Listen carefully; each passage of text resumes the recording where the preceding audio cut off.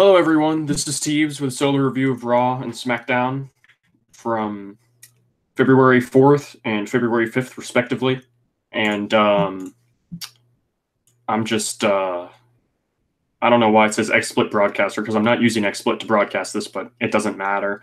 I'm a little pissed off right now because I was doing the review. I was an hour in, and suddenly I realized that I was having no sound coming from the stream. From like my audio, like my microphone was not distributing my sound of my voice, and I was an hour in, and turns out that the cable that I plug into my mic, the USB cord I plug in, is it was bent. Like the jack, it was bent, and I have no idea how I do it. I've not used my mic all day, and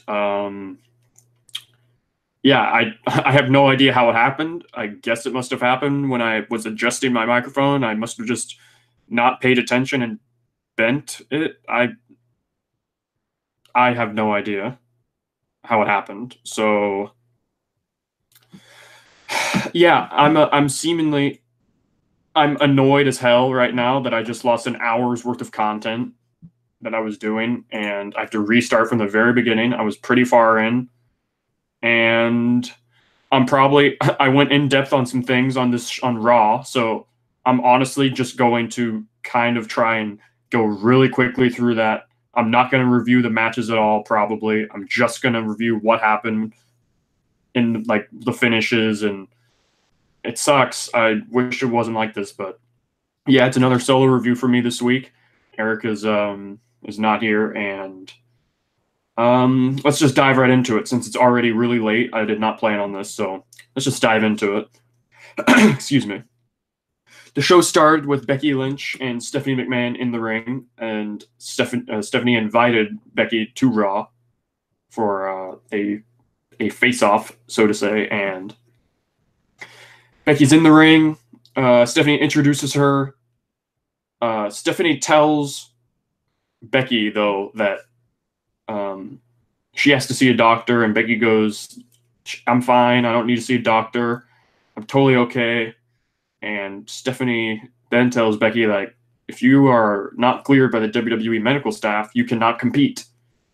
And Becky takes offense to this. She tells Stephanie that she's just a daddy's girl that never had to struggle for anything. She doesn't know what it means to fight for everything.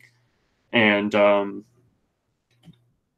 I thought it was cool because it's always fun. It's always fun to see Stephanie get hers, because not very many people ever get to fire back at Stephanie, because Stephanie always just buries the talent and shits on them.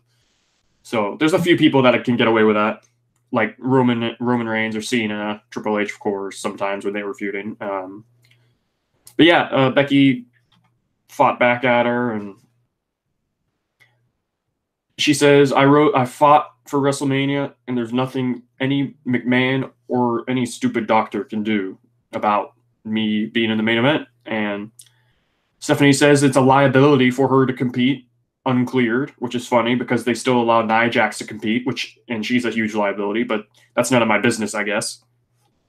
So all you have to do, though, is get cleared by the doctor. What is so hard about that? If you keep saying you're fine, just get cleared by the doctor. And she actually rated, that's actually kind of a good point, because if Becky's totally fine, why wouldn't she just go to the doctor? So Stephanie then says, unless your knee injury is worse than you're leading on. And Stephanie keeps pleading with her. She wants what's best for this match. She wants her to go to the doctor. Becky refuses. Becky says she's not going to have her moment taken away, which kind of gives away that she actually is pretty injured. And Stephanie tells Becky that if you do not get cleared by the doctor, I'm going to have to suspend you, which I think was stupid. But again, I'm going to keep this going because I just need to get through this. So Becky tells Stephanie that if you say that one more time, I'm not going to be responsible for my actions, which is seemingly a threat. So Stephanie begs her to see the doctor. Becky still refuses, and Stephanie says, you leave me with no choice. I'm suspending you indefinitely right now. and she drops the mic. She starts to leave, but then Becky beats up on Stephanie in the corner, on the floor, but in the ring, on the ground. She tries to put the disarmer in, but her leg gives out. She keeps trying to beat down on Stephanie in the corner, but they made it a point to show off on the replays that Stephanie kicked out at her injured knee. So it looks like she might be. Looks like they really made it a point to show that. So it's looking like that's going to be a huge plot point, I guess. We'll find out tomorrow on Raw. So security broke him up. They escorted Becky out of the ring backstage. They hyped up Liv Morgan versus Ronda Rousey after this. Because it goes commercial, it comes back, and Becky's being escorted out of the arena, and she runs into Ronda Rousey. And Ronda Rousey tells Becky that it was what you just did out there was very unprofessional. You test the limits of my professionalism every time we see each other for me to not explode your face. She says, I'm a professional. I've got a pay-per-view to sell. And what you just did to Stephanie was very unprofessional and might have costed the Women's Evolution our main event at WrestleMania. And I guess Ronda must have forgot that she attacked Authority when she attacked Kurt Angle and powerbombed Alexa Bliss to that table, and she got suspended and put that match in danger and everything. But no, that's fine, you know. It's totally not like the fans have... Like, the fans don't have 2 weak memories like they keep thinking we do. We remember this.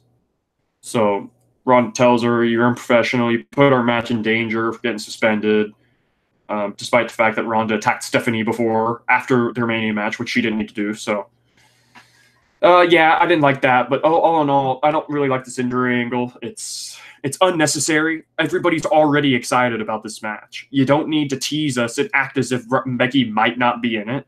It's unnecessary. We know Becky's going to be in it unless she legitimately gets injured. And she's not legitimate. If she's legitimately injured, that's one thing. But I don't think she is. Just an injury angle. So Ronda Rousey comes out. Liv Morgan and the Riot Squad are already out there. Ronda Rousey pretty much just squashes Liv. She puts her in the armbar. She taps Liv out. She rolls outside the ring, and the Riot Squad tends to Liv. Ruby and Sarah tends to Liv. And try to see if she's okay. And Ronda gets on the mic. She demands that somebody step up and somebody do something. What is everybody doing? And the crowd was booing her during this, so you can tell that I don't know. Like I said, I don't want to get too long-winded because I did during the previous review that got screwed. So all I'm saying is, what did you expect when you put Becky up against Ronda? Like, the crowd is going to boo Ronda. If there's Becky in the match, the crowd is going to be for Becky. It doesn't matter who it's against. So, yeah, the fans are booing her when she's on the mic. She's telling somebody to step up, so Sarah Logan rolls in the ring. And this was not a squash match, actually. Sarah actually got some offense in and took it to Ronda. And, but it was all for naught. Of course, Ronda won with the armbar, and it looked like they were just going to go down the list and have Ruby come in and then eventually lose. But Ruby got up on the apron and then got back down and refused. She's interviewed backstage. She said, my friends are hurt. They need me. Ronda will have to wait. But when we do face each other, it will be for the title, and I will win. The Riot Squad has a bond that cannot be broken, and opportunists like Ronda does not know anything like that. So they leave. And then they announced just the other day that it's going to be Ronda Rousey versus Ruby Riott at Elimination Chamber for the Raw Women's title. So that should probably be a good match. It's fun. So they hype up Kurt Angle's announcement, Finn Balor versus Lashley, and the Tag Team Fatal 4-Way, number 1 contender match for the Raw Tag Team titles at Elimination Chamber. So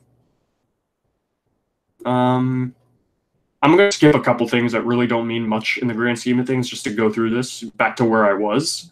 And then once I got cut off at the Moment of Bliss segment. So once I get to that, I'll start going more in depth. But Fatal 4-Way Tag Team number 1 contenders match. It's not elimination. Heavy Machinery versus Lucha House Party versus B-Team versus The Revival. And This match had some fun spots. It kind of felt like they were just walking and standing around at some points, but it's all right. The Revival actually won with a Shadow Machine on Bo Dallas, and I feel so bad just not going deep into these at all, but it's late and I just got screwed. So, other than that, yeah, Revival won. It just feels like they're having Revival win just because they want to leave. They only start worrying about the talent leaving. They only start booking the talent intelligently and like they mean something only when they want to leave. All because like they can act like AEW is not a big deal to them, but obviously it is, because why do you think they keep trying to sign up all these people that where their contracts expire in like a year or two? They try to keep signing. They're trying to sign their wrestlers to new contracts to prevent them from going anywhere else, like AEW, because there's interest from AEW on some of the WWE wrestlers. So it's just a shame that they're only having these wrestlers treated like they mean something only when they want to leave, because they know they can't do anything when they leave. So obviously they don't want their talent moving to competition, no matter whether they're jobbers or not. So it's kind of unfortunate, but Revival won. I'm interested to see if they actually win the titles. They probably won't. It's fine, whatever. They have a Kurt Hawkins and Zack Ryder backstage segment, and Kurt Hawkins is down on himself because he keeps losing, of course. And I love this team, by the way. I think it's fun. I think it's great that they actually brought them back together, because we needed some freshness in the tag team division, in my opinion. Zack Ryder tells Kurt that I know you're a loser, but so am I. Last week when we came out in that match against the Revival, they spelled my name wrong on the graphic that they show up when they show their names. They spelled my name wrong. They spelled Z-A-C-H. So I'm a loser too, but we're losers together, but not for long. We started training together. We got signed together. We were the Major Brothers, the Edgeheads. They were the youngest tag team champions in history at the time. Actually, I think, has anybody overtaken them as the youngest tag team champions? I have no idea. That's actually a good point, or a good question. I have to think about that. But he says that we're going to end this lost streak together. And I'm a fan of this tag team because I like Zack Ryder. Kurt Hawkins I got nothing against. I think it's cool how they brought him back up, and that's cool. So up next, Kurt Angle comes out to make his announcement. And it's pretty much his retirement, like he pretty much said in this. He goes, intensity, integrity, and intelligence. The 3 I's I have lived by my entire life. And it's worked. I've accomplished everything I wanted to, from the European Championship to the WWE Hall of Fame. I tore the house down with Shawn Michaels at WrestleMania. I soiled this ring with milk. And as general manager of Raw, I gave everyone a chance to settle things in the ring. I met the son I never had. And you all reminded me how much I suck. And they start, you suck. And he goes, thank you, I guess, which is funny. I love Kurt. Excuse me. But lately, the 3 I's have turned into the 3 D's. Doubt, defeat, and depression. My last few matches haven't turned out the way I'd like, especially against Drew McIntyre and Baron Corbin. I wanted to shut them up for good, and in my career, I have beat them all, and even won a gold medal with a broken freaking neck. But there's even one opponent I know I can't defeat. Father Time. So, right as he's about to say that he's going to retire, Baron Corbin comes out, and he tells everyone that he should have given this speech 2 years ago at the Hall of Fame, but instead you came back and you tried to show that you could still prove yourself, but you're just a broken down shadow of a man. And Kurt Angle tells him, why don't you come in this ring and this broken down old man will break your ankle in 2. And Baron starts to unbutton his vest, and Drew McIntyre's music hits, and he tells Angle that when I look to the when people used to look into your eyes, they saw a warrior. But when I look into your eyes during that match we had in November, all I saw was fear. Kurt was humiliated. You were humiliated. And I thought I'd never see you again. But you've got no quit in your body, and you keep showing up until somebody does something very drastic. And they tell him they're going to put him down for good. McIntyre and Corbin surround the ring so that Angle can't escape. But right as they're about to pounce on him, Braun Strowman's music hits, which makes sense because they're Strowman and Corbin and McIntyre, for that matter, are all feuding together, so that makes sense. And Braun comes out to make the save. He beats down on McIntyre and Corbin. He throws an office chair at Corbin, which was funny. That spot's always funny when he throws a giant office chair. And luckily, I think Corbin missed. And they run away. Braun and Kurt, they stand tall together, and Corbin and Drew just go to the back after that. And they announce that it's going to be Drew and Corbin versus Braun and Kurt in the main event. So I guess that's cool. Excuse me, my throat's a little raspy today. Alicia Fox and Nikki Cross versus Sasha Banks and Bayley is set to be up next for number one contenders match for the women's tag team title Elimination Chamber match. Sasha and Bayley's music hits, but Alicia Fox and Nikki Cross blindside them and attack them coming out of the entranceway, and they beat them up on the stage so badly that the commentators actually try to make you believe that they might not be in the match, which everybody knew they were. So, I mean, come on, they weren't going to not be in the match. They're the favorites to win the whole thing in general. So, it's Alicia Fox and Nikki Cross, like I said, versus the Boston Hug Connection. I can't get over that name. Bayley sells pretty much the whole time while Sasha's outside, and she comes and makes a save. Bayley eventually gets back in. She pins Alicia Fox. They win the qualifying match. They are the final Raw team confirmed in the chamber match. So that's cool that the right people won there. So Apollo Crews is backstage. Drake Maverick and Razar challenge him to a match next week. That's all you need to know. There was more to it, but that's all you need to know. Road Dogg comes out with Jeff Jarrett because Jeff Jarrett's gonna have a match with Elias, and they start singing "Alone with My Baby Tonight" again, like they did last week. And I thought this was kind of awkward because, like, I don't know about this, to be honest. Like, I think it was funny last week, but it just kind of got awkward. Like, I don't know. It felt like filler. Them singing the song. Like, we get it. You used to sing that song. And they're making jokes while singing it, like they forgot the lyrics or whatever. Road Dogg's like, I actually remembered the lyrics this time, in the middle of the song, which was funny. Elias comes out and interrupts. Of course he does, because that's what he does. Well, actually, he's the one who gets interrupted, so. You guys have been singing that song for 25 years, and just like them, I'm reading a summary off of this, so I swapped words in and out incorrectly. And just like you guys, it has not aged well. Elias asks Road Dogg, shouldn't you be on SmackDown tanking their ratings? Which was a funny line, even though SmackDown's the better show, but it does have worse ratings, which is sad because, again, SmackDown's infinitely better than Raw, so that sucks. But he tells them that he would rather watch Adam Levine do another halftime show at the Super Bowl than deal with Road Dogg and Jeff Jarrett. Elias says that he was actually offered the halftime gig, but he turned it down, which was funny. He probably would have done a better job than Maroon 5 as well. So, objectively speaking. So if you like Maroon 5, I'm just joking. I mean, I don't mean anything by it. It's just a joke. But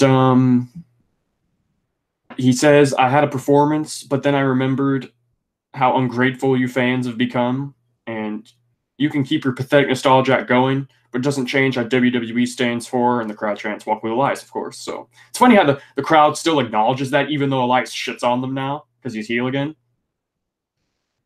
And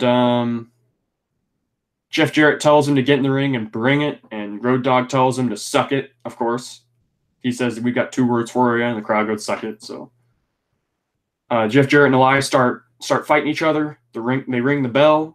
This was a pretty short match. Elias hit the knee. He hit the drift away for the win. That's really all that happened, actually. I'm not even really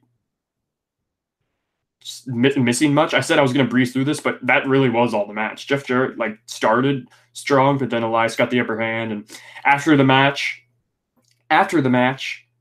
Elias is gloating and beating down on Jeff Jarrett, and then Road Dogg makes the save, and Road Dogg and Jeff Jarrett are beating down Elias, and Jeff Jarrett hits Elias over the back with the guitar, and the guitar doesn't even break, so that's kind of unfortunate. But yeah, I don't know why you would have. I mean, at least Elias won the match, but what's the point of having Jeff Jarrett and Road Dogg stand tall over Elias? Is this feud going to continue? Is this going to be a champ? Is this going to be a guitar on a pole match at Mania, like I read somebody say? That'd be just amazing. Might as well have Vince Russo as the special guest enforcer. So, yeah, that happened. Dana Brooke and Natalya have a segment backstage. Dana Brooke is yelling at Natalya. Natalya's giving her the silent treatment because if you remember, they had they were a tag team last week, and they lost their qualifying match for the Chamber against the Riot Squad, and they were very disappointed. And Dana Brooke is saying how, I'm not going to disappoint again. I'm having a match with you next week on Raw. Quit ignoring me. And she's yelling at Natalya.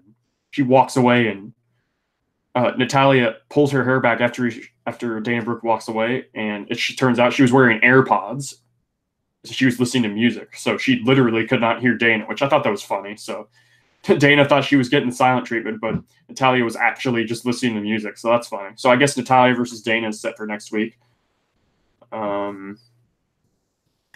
Next up, Finn Balor is backstage interviewed, and he says the Irish are stubborn when wounded, and yes, my elbow hurts, my ribs hurt, and people said I should have stayed home this week.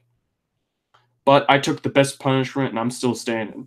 I'm not going to be pushed around, held down, or stop pushing forward. And I'm going to take the fight to Bobby Lashley just like I did to Brock Lesnar, and I'm coming for the Intercontinental title too. So it looks like, I can see it happening. I was about to say, I can't see, if it's going to be Finn versus Lashley for the title, I can't see Finn losing. But I can actually see it because they've done worse. Like, I could easily see Finn losing to Lashley and just... Hold on, I'm going to clear my throat. I could easily see Lashley beating Finn because, well, it's interesting. I'm wondering if Lashley is just a placeholder champion for Finn. Like, why even have Lashley win the title? They might as well have just had Ambrose keep the title going into Mania against Finn in a good match, right? And Finn could win the IC title at Mania in a big match. Maybe as the Demon. The Demon versus the Lunatic, maybe. I mean, it would have been better to me than pairing Dean Ambrose with Nia Jax. Like, what the hell are they thinking? But I'll get into that later. So, Finn goes out there. Bobby and Leo come out. Leo cuts a promo on Finn and tells him that he looks like a mummy because he's all wrapped up with tape, which was kind of funny. And you've got no chance against Bobby Lashley. This isn't David versus Goliath. This is Mouse versus Mack Truck. And Lashley says that Finn has no chance against him. And he says that you have to fight people your own size. So see, you don't have a match with me. You have a match against Leo Rush. And I actually like that more because Leo Rush is a great wrestler, and Finn versus Leo could actually have a great match if they're given time. They didn't get the most time, but they actually had a fun match for all of it that happened. And Bobby Lashley tripped up Finn Balor, and the referee saw it, so he threw Bobby out from ringside, and so Bobby was ejected. So it's now just really one-on-one. Leo hits a suicide dive through the bottom rope. Leo hit this great bottom rope springboard stunner, which is really cool. It was so fast, it juked the cameraman out. Excuse me. And eventually Balor won with a coup de grace. And yeah, I thought it was a good match for what it was. I wish I could go into it more, but I'm trying to get through this because it's really late. But yeah, Bobby came out to check up on Leo. Finn got away. He threw the too sweet up. Paige came out, and this was literally just a hyper movie.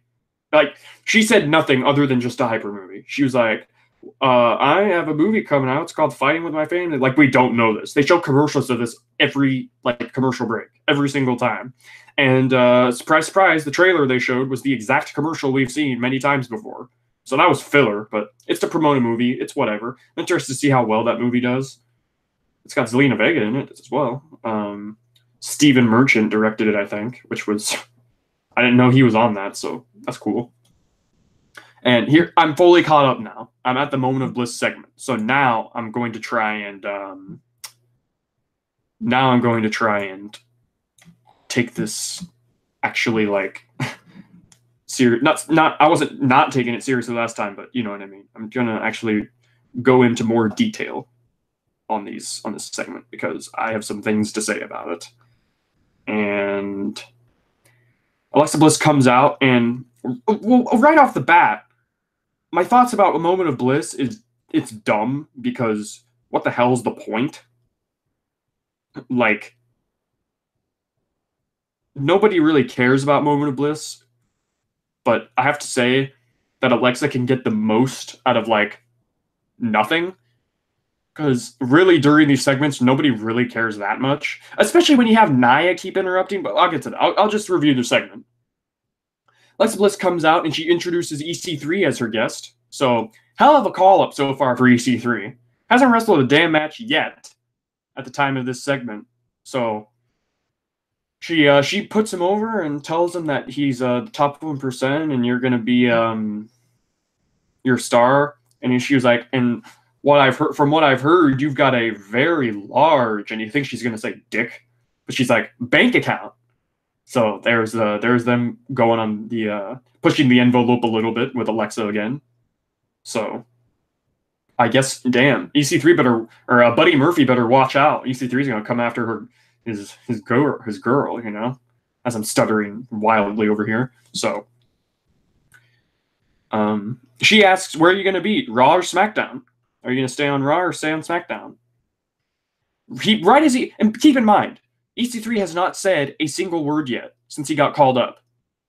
He has been backstage, flexing. He hasn't been in a single match. He has not said literally one word yet. Right as he puts the mic up to his mouth to say something, Nia Jax clears her throat again into the mic, which she does every time there's a moment. Does Nia have a crush on Alexa that she keeps coming out during these segments? And of course, I groan because this is just ridiculous. Like, who the hell? Like, why? Who cares? But then she says, Nia says, nobody cares. Of course, Bliss complains that she got interrupted again because that's what she always does. These segments are literally like Elias segments. At least Elias is entertaining, but it all amounts to him just getting interrupted and nothing happens. And Nia says, nobody wants to see this blind date when they could be hearing about me in the Men's Royal Rumble, or that we qualified for the chamber match for the women's tag team titles. And last week I ranted about how the crowd last week at Raw was cheering Nia, and I was complaining about how fickle the crowd is because just not a couple months ago they were booing her mercilessly for ruining Becky Lynch and Ronda Rousey's match at Survivor Series, but here they are cheering her now. This week they did not cheer her, so I'm glad it was a one-off deal. And Nia did not get cheered because I can't even imagine if they fucking tried to turn Nia face. Like, oh boy, that would be stupid. But of course, she has to bring up Becky Lynch. She said she might fill in for Becky Lynch at WrestleMania. No one on earth wants to see Ronda and Nia again. I don't want to see Nia in any match for that matter, but even still. Out comes Dean Ambrose. And I'm like, are we seriously going to keep this Nia and Dean thing going? Like, holy crap, why is this happening? Poor Dean, you know? So Dean comes out. And I don't even fucking know why they're doing what they're doing to Dean Ambrose. I feel bad for Dean. Dean comes out, Nia blows him shit for interrupting her, and Ambrose says he's sorry. I don't want to be out here, but I have something to say to you. It's obvious to everyone that you have a huge crush on me. And I understand. You're not the first woman to have a problem dealing with my raw sexual magnetism. And I know you're confused, but you have to stay away from me. What? Who wrote this? Who wrote this? This is the best they got for Dean. You know, screw all that crap about him being a killer and an actual lunatic, and let's just bring back wacky Dean Ambrose again as a heel. Yeah, that's great. And now, to his credit, not even this. Well, I can't even say to his credit as if this was Dean's fault, because it's not. This isn't Dean's fault at all. They wonder, these numbskulls wonder why Dean wants to leave. It's not, like he said, it's not about the money. It's about the horrible creative direction of him. I don't blame him one bit for wanting to leave. And these idiots actually question, wow, I can't believe it turned out all this money. It's not about money. Not all the time is it about money. You know, turns out that if you're on national TV and you're portrayed like an absolute idiot, it's gonna hurt you, and nobody wants to be an idiot. So I just this segment, I hate it so much, and people actually like this segment. I don't know why. Let me tell you why this segment's stupid. Dean goes to EC3, and he asks him a bunch of questions before EC3 can answer any of them. That old gag. Right as EC3 goes to answer, he pulls the mic away real quick. He goes, "You look like a Creed fan. Are you a Creed fan? You look like a Creed fan." Is that supposed to be an insult? Like, I don't listen to Creed, but what if people like Creed? You know? Like, is that, what kind of an insult is that? You were like it's one thing. The meme is that if you're a Nickelback fan, you're an idiot or whatever. If you're a Nickelback fan, you're a loser. That's the meme. But like, what if somebody in the crowd likes Creed? You know? So I don't know. That was a lame insult. He said, "What does your name mean? Where are EC 1 and 2?" And the crowd laughed, and I hate this segment. And then he said he looked, what did he say? Did he say he looked like a male stripper? I think. Again, I don't have notes. I forgot to preface this. I do not have notes with me. But, I hated this segment with every fiber of my being. It did not make EC3 look good until he won the match, of course. It made Dean look like a fucking moron for saying this shit. Like, honestly, these absolute morons actually think like their stuff is good. Like, yeah, we're gonna tell them, yeah, let's just go out there and bury the dude's name. Let's just go out there and bury freaking DC3. Let's say he looks like a male stripper. Let's ask where EC 1 and 2 is, making fun of his name. Let's just, like, why? Why are you setting up your talent for failure? It's infuriating to me that they actually call up these people from NXT and they don't have plans for them. But then when they do something with them, they put them in these ridiculous scenarios where nobody can get over. It's so dumb. Like, I don't get it. Like, they had a match. At least EC3 won. Like, that's the only good part of that freaking segment. EC3 beat Dean Ambrose with a roll-up. Or a back press, sorry. Like, so EC3 at least won the match, his debut match on Raw. He's been called up for like a month, and his first match came a month after. He still hasn't said a word. He was called a male stripper. His name was made fun of. Like, you honestly, Ty Dillinger was on Twitter yesterday, 2 days ago, and somebody on Twitter asked Ty Dillinger, "Hey, do you, if anybody," I can't even remember exactly what he said, but somebody on Twitter asked him, if you could go back to NXT, would you? And Ty Dillinger replied with, "Tried." Why do you think people want to go back to NXT? Because the main roster and the creative and writing team are idiots. This is not a coincidence. This happens with every single call-up.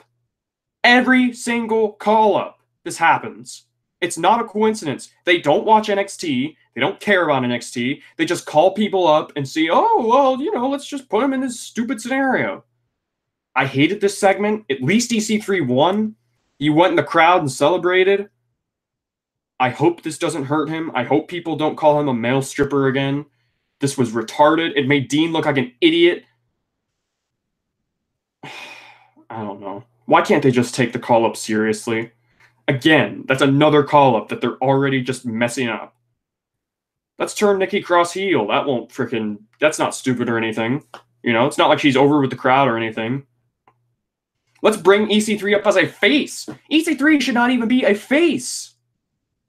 And not to mention the fact that when Dean Ambrose said EC3 looks like a male stripper, it seems weird, but that's actually like a face diss.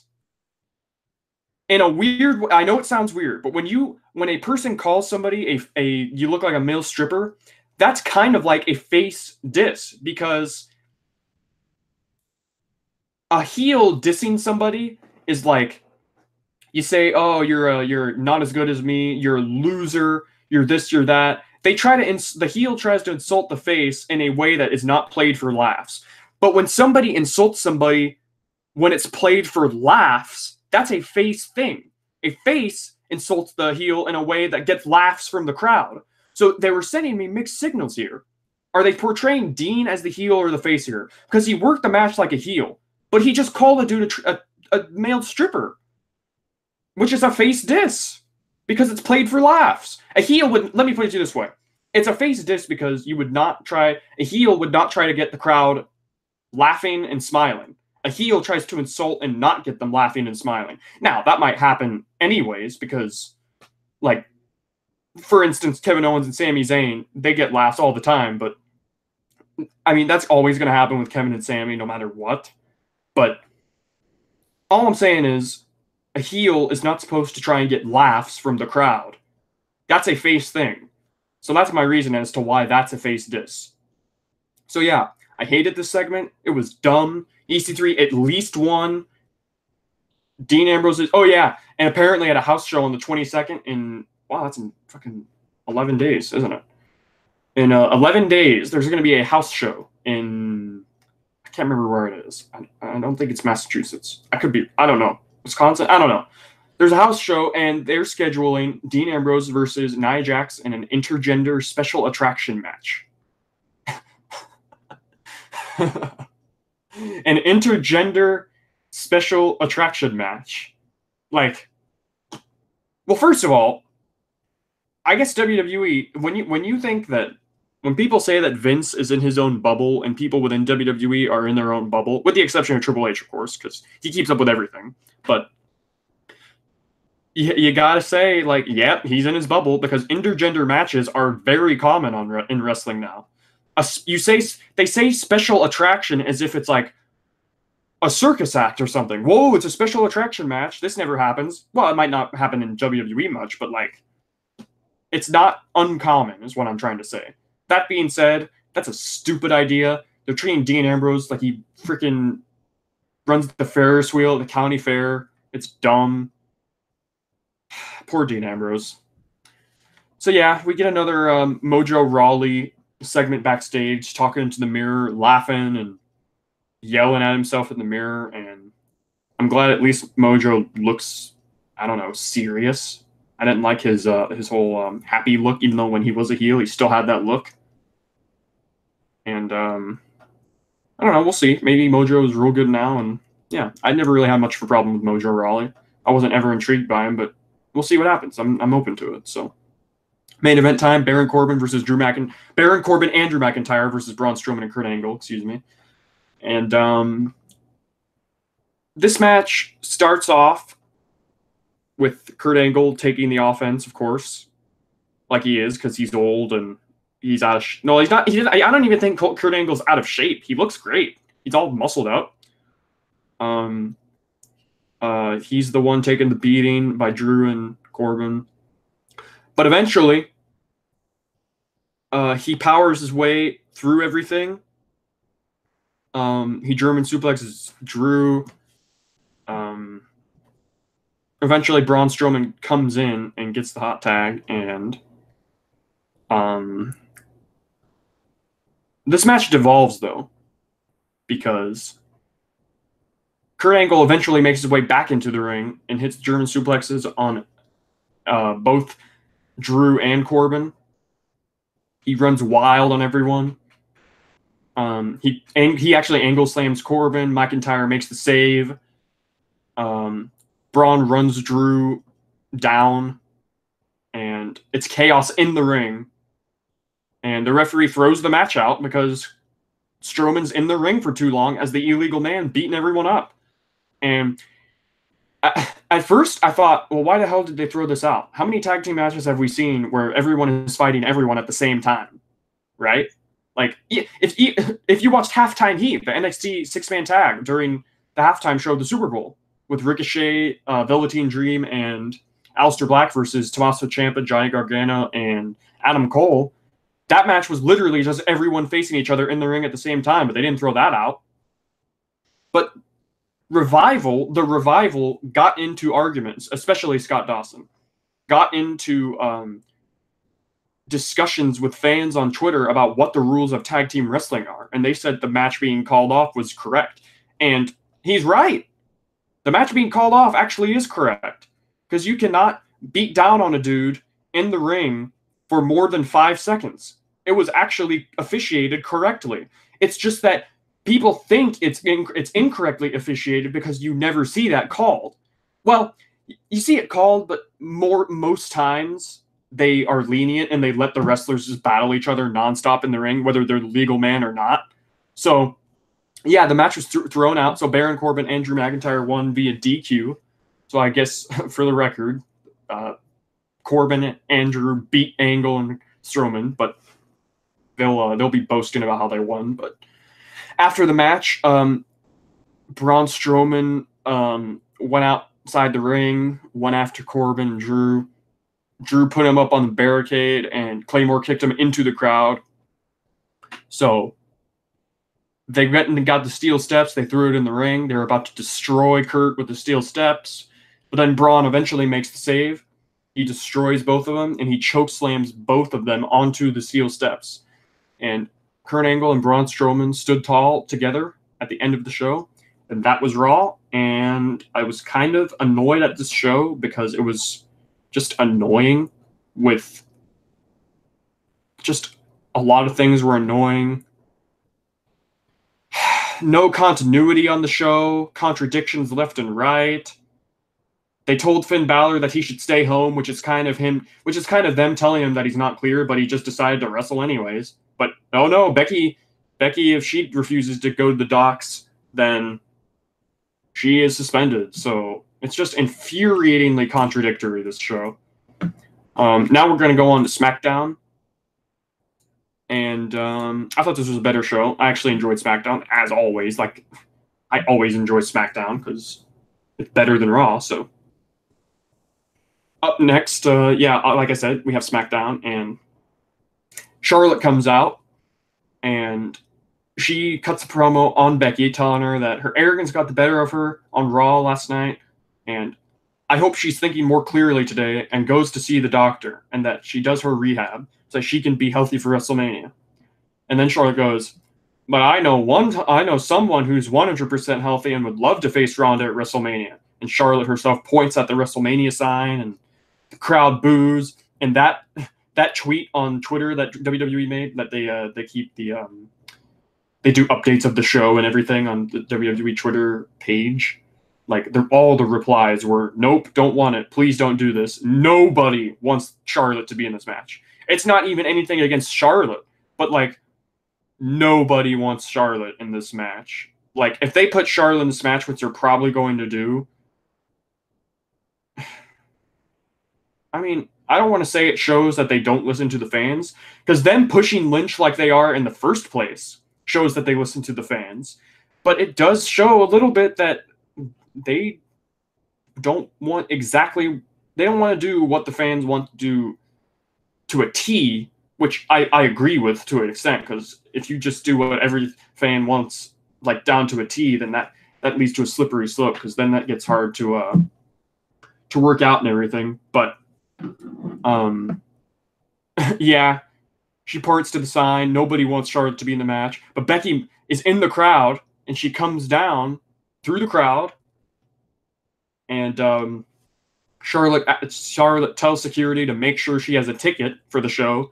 And she tells Becky that she's stealing Roman Reigns' entrance. But then I thought, well, that's not Roman Reigns' entrance. That's the Shield's entrance. Like, I guess she forgot that was also the Shield's. It wasn't just Roman's entrance. They're revisionist history. They're trying to act as if this is just, like, kind of like when Bobby Lashley used the spear on Raw when he was feuding with Roman. Bobby Lashley's finisher for a while was the spear. But when he was feuding with Roman and he hit the spear in, like, some tag match they had together, Jonathan Coachman was like, wow, he just stole Roman's spear. Like, you idiot. He had that move before Roman was even in the WWE. So it's kind of like that. Anyways, that's just a nitpick. I digress. I ramble, of course. So, Becky Lynch gets in the ring, and the security guards just let her get in the ring. Security guards did a horrible job keeping her out, even though she's suspended. So, Becky Lynch gets in the ring. She tells Charlotte to stop boring everyone to death, and she tells everyone, "I'm back. I'm returning," or whatever. And Triple H comes out, and he looks furious. He looks pissed. He gets in the ring and tells Becky that you need to go home. You are suspended. And Charlotte is egging on Becky the whole time, mock grabbing her own knee, acting like she's injured, making fun of Becky. And Triple H turns to Charlotte and gets in her face and is like, this does not concern you, like real stern. So Charlotte got that picture. She got out after that. And it was just Triple H and Becky in the ring together. And if you want to be cleared, go see the doctor and be unsuspended. And Becky says she does not trust any of this. And Triple H tells her that her trust doesn't matter. That's her only option. And Triple H goes to leave. And Becky asks, how's Stephanie doing? And she asked if Stephanie is cleared after she got punched last night in the face, which set Triple H off a little bit. And he gets back into the ring.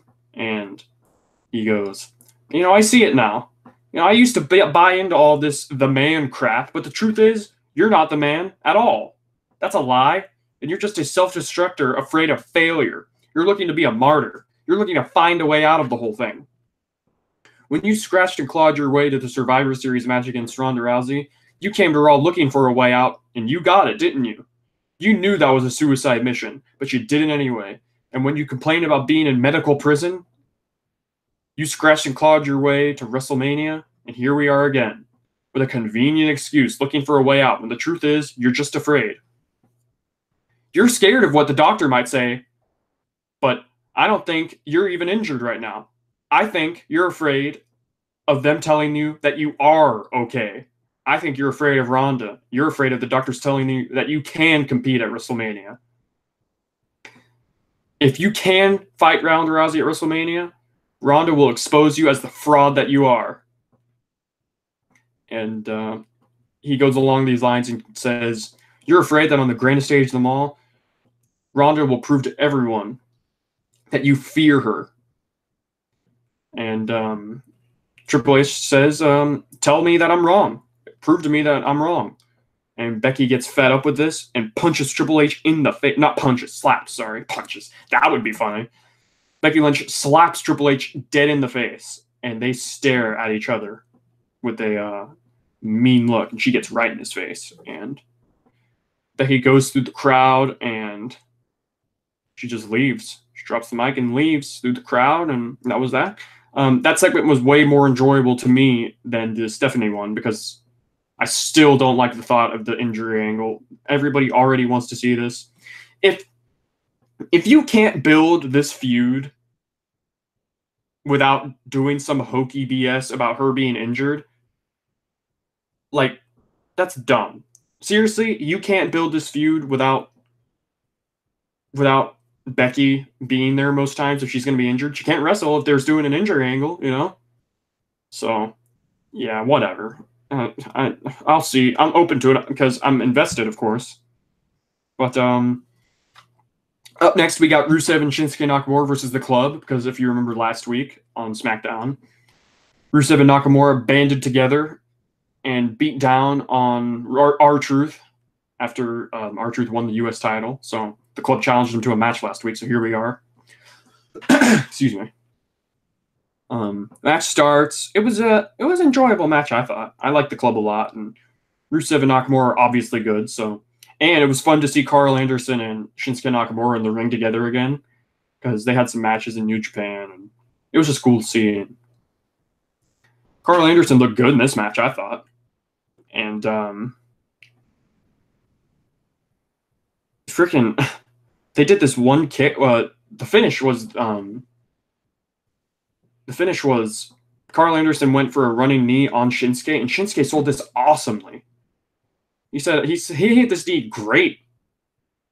And Rusev came in, and they tried to hit the Magic Killer on Rusev. Nakamura came in to break it up eventually. I think that's actually what led to the kick. Rusev hit the Machka kick on Carl Anderson after Carl Anderson had hit his running knee on Nakamura, and that was the finish.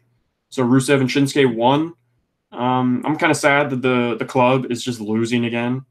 Like, we're just gonna keep having these makeshift tag teams beating the teams that are just already have been there, trying to get some spotlight. But it's whatever. I like Rusev and Shinsuke at least, so that helps. So Mustafa Ali is backstage doing a promo, and Mustafa asks, just, what if I am victorious at the Chamber? What if I win? That was pretty much it. So,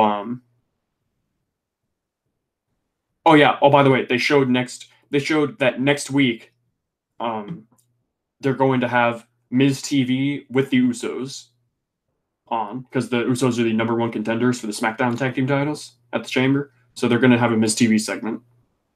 So, Mustafa Ali comes out. He gets jobber entrance, but it's okay. I mean, I kind of get annoyed, at the jobber entrances, but what are you going to do if you've got a show to fill with commercials and everything? I don't know. But Randy Orton comes out, and he has this picture-in-picture promo where he says that he's not even going to bother to learn Mustafa's name, because he's just going to beat him. It doesn't even matter.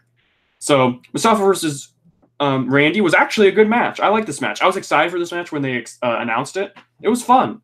Randy did his backdrop onto the announce table with it not being cleared, which always hurts. There was a moment in this match where Randy accidentally kicked Mustafa in the head, and I think that's what gave Mustafa Ali a black swollen eye, because after the match he took a picture of it and uploaded it to Instagram and Twitter. He had a black swollen eye, and it did not look pretty. So hopefully he's okay after that. This was a great match, though.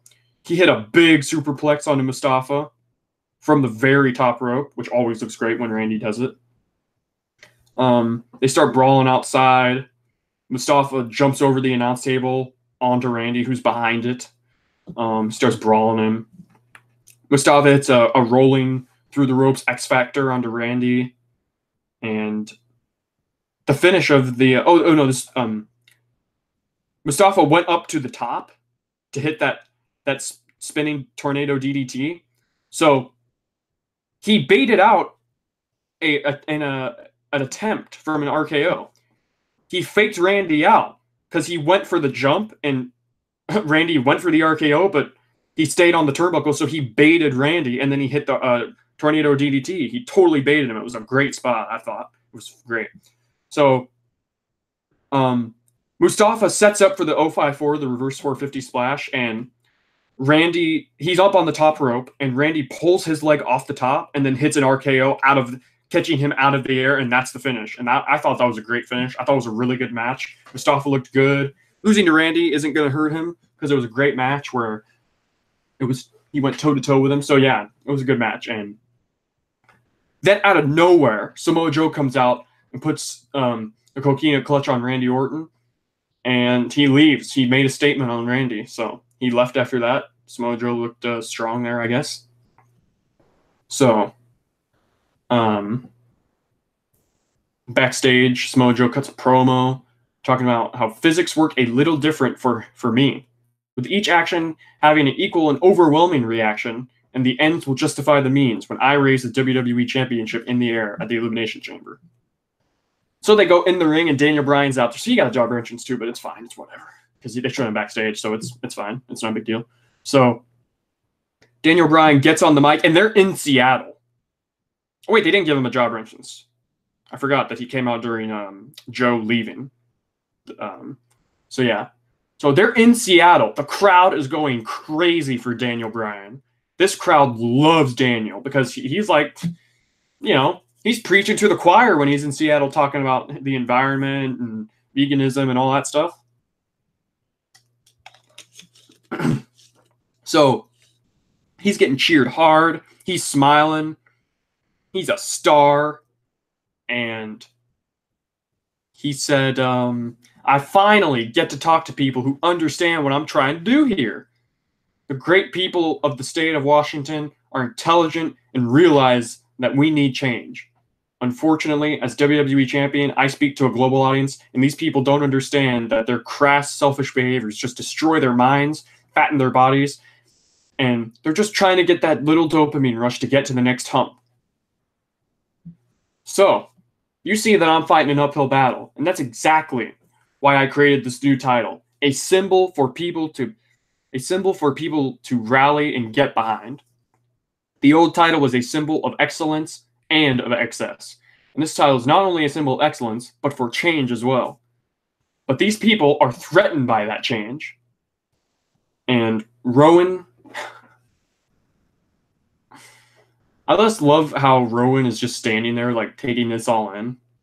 And Rowan says, the great thinkers are considered dangerous, is what he said. And yeah, I don't know. His promo wasn't as good as Daniel's, but it's Rowan. So the vintner, as Brian and Vinny call him. So he says that they consider Daniel dangerous because of the title, but as long as he holds it, they'll try to silence him. This is Rowan talking. And the crowd actually started giving him what chance. I was watching this, and I was like, now wait a minute. So aren't you supposed to be on the same page with Daniel and Rowan? Like, why are you not giving Daniel what chance? But Rowan's there singing the same song as Daniel, but they're giving him what chance? But anyways, and before it can get out of hand, Daniel says, I serve a greater power than greed, money, or fame. I'm the planet's champion. But the suits back there don't like it, and that's why I'm stuck in the Elimination Chamber defending this title. I've been there before, and that only serves to reinforce how dangerous it is. And it goes to a video package talking about the chamber, just how dangerous it is. And Brian talks about his opponents and talks about how they want to take the title back and bring back the old title, pretty much. Put it back on leather instead of the hemp. And he says that everyone, the ignorant masses, need Daniel as champion. So it goes backstage after that. That's the end of that segment. Goes backstage, and Jeff Hardy's being interviewed, and he goes, what Brian said made me sick, and no one has disrespected a title like he has. I considered intervening, but I know that Daniel isn't interested in a debate. So I'm going to go out there and make him shut up, because it's Jeff Hardy versus Daniel Bryan later tonight. So AJ Styles comes in out of nowhere in this interview, and he tells Jeff that he can't agree more with him, but Jeff, you've been around for a long time, and with your recent history, are you really the guy to represent that legacy of the title? And I don't know, why are you making AJ sound like a heel? Like, I know they're supposed to be against each other for the sake of the Elimination Chamber match, but, like, that's exactly the type of thing that Joe said to Jeff when they were feuding. So, I'm not really sure why they made AJ kind of look heelish here. But, you know, it's whatever. It's not going to mean anything in the grand scheme of things, but Jeff retorts back saying that AJ can't beat Daniel anyways, so maybe you're not the guy either. And if you had just finished the job at the Royal Rumble, we wouldn't be having this conversation. But we're going to settle this in the chamber. So, next, Carmella and Naomi come out, and they announce that Carmella and Naomi are the last team from SmackDown to be in the chamber match for the women's tag titles. And it's Carmella and Naomi versus Mandy Rose and Sonya Deville versus the Iconic Duo. So it's a triple threat match. And I just read here, is Mandy Rose and Sonya Deville's new team name Fire and Desire? That's what I'm reading on here. If that's true, at least it rhymes. It rolls off the tongue. It's not too bad.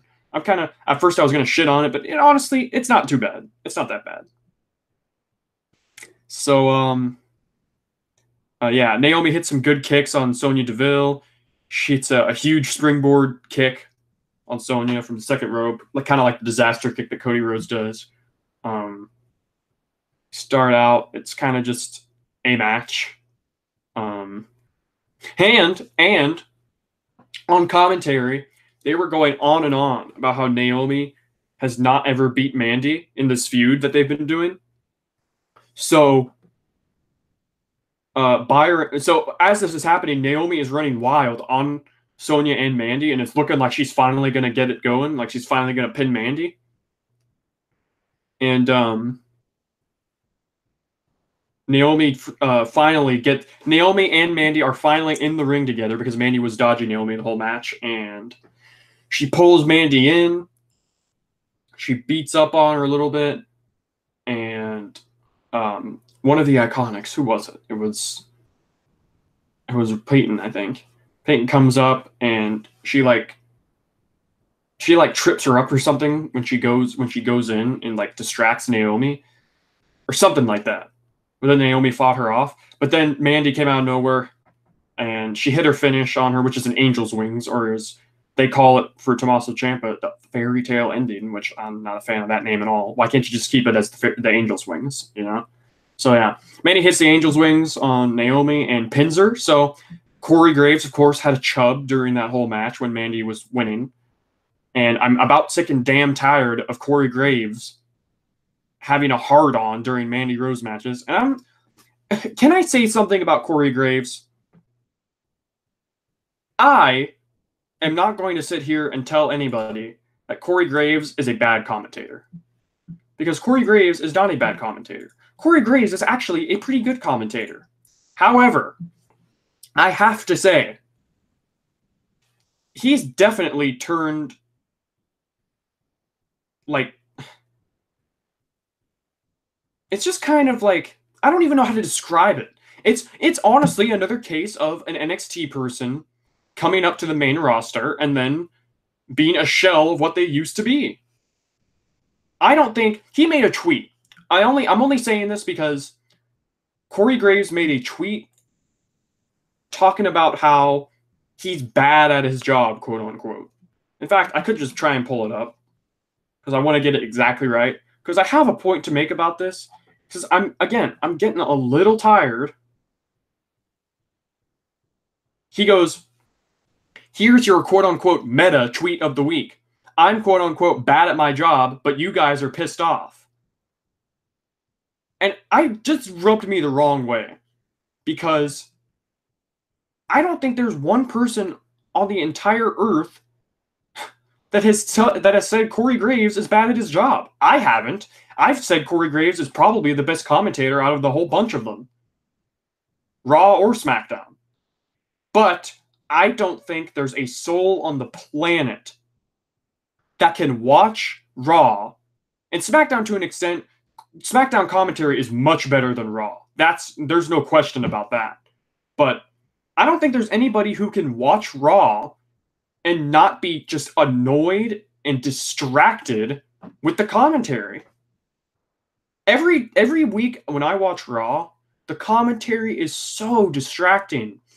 And I'm not trying to whine and complain. I'm giving criticism. And Corey Graves is like the worst person in the world to take criticism. Honestly, I'm not denying how good he is.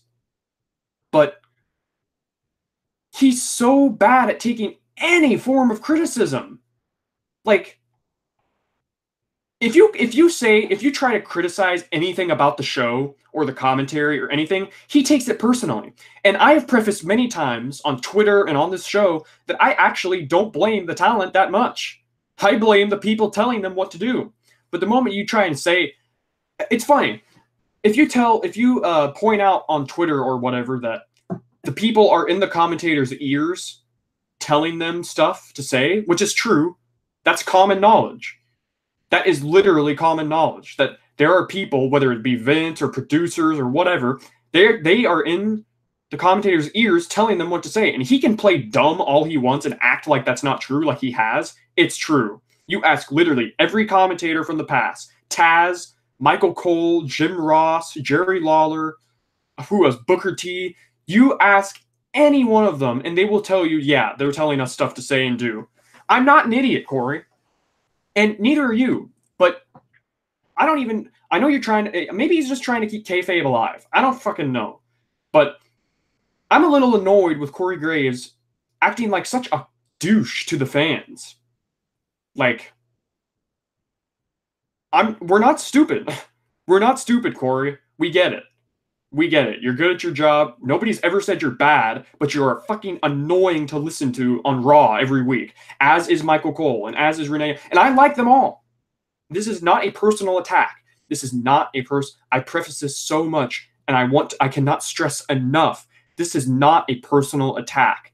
It is not even really an attack. It's just an observation that if you watch Raw, good luck trying to focus on a match because it's all bickering and arguing and yelling and blah, blah, blah, blah, blah. And 3-person commentary teams are death. But even on 205 Live or NXT, they can do them right. So it just goes to show it's a main roster issue. It's not a coincidence. I wish Corey Graves would actually understand the fans a little bit more. Because, again, it goes back to when people try to say that, like WWE tries to say that, oh yeah, we listen to the fans. But the moment you put out some criticism, he gets all butthurt about it. Like, what? Do you listen to us or not? I'm trying to make the show, not make the show because I have no power, but by voicing my concerns and my criticisms, I want the show to be better because I love the show and I love wrestling and I love WWE. I would like to focus on the match and not be constantly distracted with bickering and yelling and arguing. Like last Monday, what match was it? I think it was, or maybe it was 2 weeks ago. I know it was last week. It was last week when Baron Corbin beat Kurt Angle clean as a whistle. He did not win that match dirty. Corbin beat one of the biggest legends in the history of wrestling in general, clean in the middle. And the commentary barely put it over because they were too busy arguing about some stupid shit. It just rubs me the wrong way when Corey Graves acts like a little douche. And in that sense, I guess it might be a personal attack. Whatever. But as a fan, I think there's a trend. It's not just Corey either. There is a trend of people in WWE treating the fans like idiots and just acting like jerks to the fans. And I'm a little annoyed of it because I sit through 5 hours of Raw and SmackDown every single week. And the moment I try to criticize the show, I'm called a mark for it. I'm called a dumb smart for being an insider who supposedly thinks that they have people talking into his ears, which is common knowledge. For years, it's been common knowledge. Whatever. That's my rant.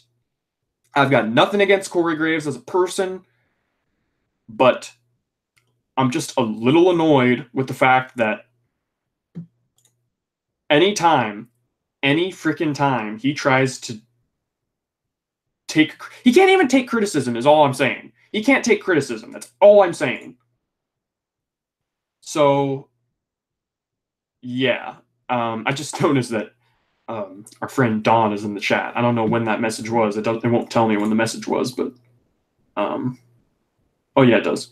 Oh, that was like 15 minutes ago. Well, if you're still here, Don, thank you for listening to my rant about Corey Graves. It's really late. I can't believe you're still up, but whatever. Yeah, that's my rant. All I'm saying is I'm a fair man. I like Corey Graves' commentary when he's not shown to be an idiot on commentary. And when he actually focuses on the match, he's the best on the main roster, leaps and bounds. I'm a fair man. I'm not just burying him for the sake of it. So, yeah. After that, we had Andrade Cien Almas, which I guess is just Andrade now. I'm probably never going to get used to that, but Andrade and Zelina Vega are backstage talking about Rey Mysterio and the legend of Rey Mysterio. And Zelina says, Rey is a folktale, a fable best left to history books, and almost stomped his legend out last week. The legend of Andrade starts with Rey Mysterio's end. So, yeah, I guess that line was all right.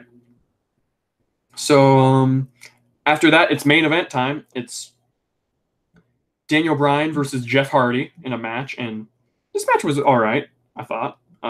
Jeff Hardy went for a dive off the steel steps onto Daniel Bryan outside the ring, but Eric Rowan got in the way and distracted Hardy, so that's how Daniel got the upper hand. He pulled him off the steps, landed on the steel steps, and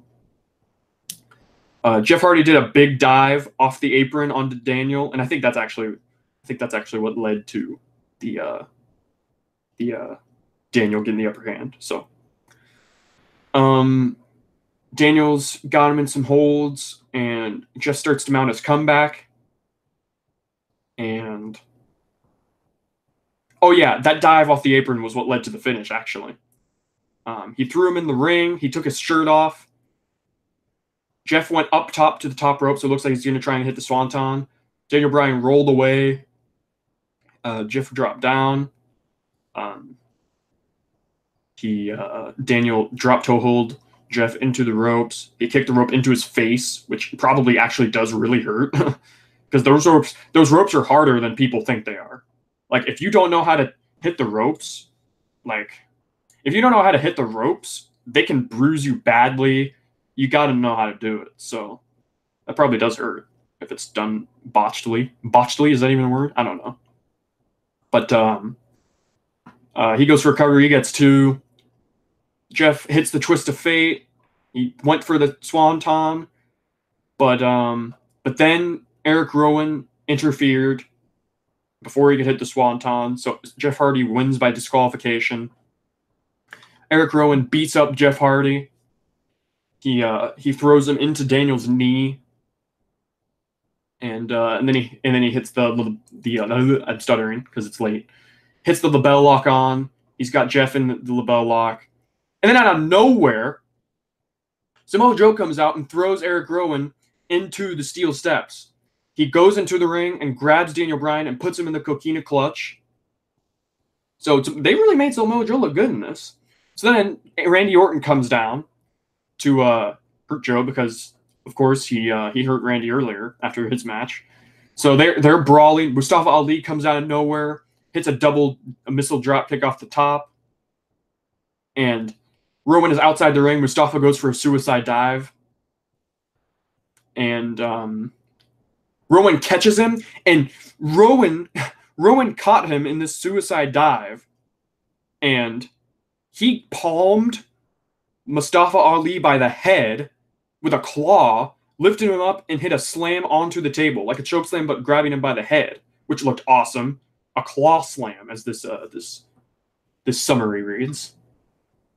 And then AJ Styles comes down, and so it's just everybody who's in the title match at the Chamber coming down and brawling each other. And AJ Styles comes down. He hits a Randy, hits a penalty kick onto Joe from the apron, and he hits the phenomenal forearm onto Jeff Hardy in the ring. He stands tall. He stares down Daniel Bryan, and Daniel leaves, and he's pissed off. He's backstage, and he's yelling. He's pissed. And he tells them they're not going to get this championship, and you know why? Because the new Daniel Bryan is going to be champion forever. Nobody understands this but me and Rowan. And that's how the show ended, with AJ standing tall in the ring and Daniel pissed. So I enjoyed SmackDown. That's SmackDown, by the way.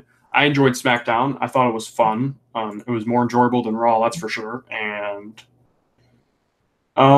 yeah, I think they announced not on SmackDown. They announced yesterday, I think it is, there's going to be a giant gauntlet match between all of the Elimination Chamber participants.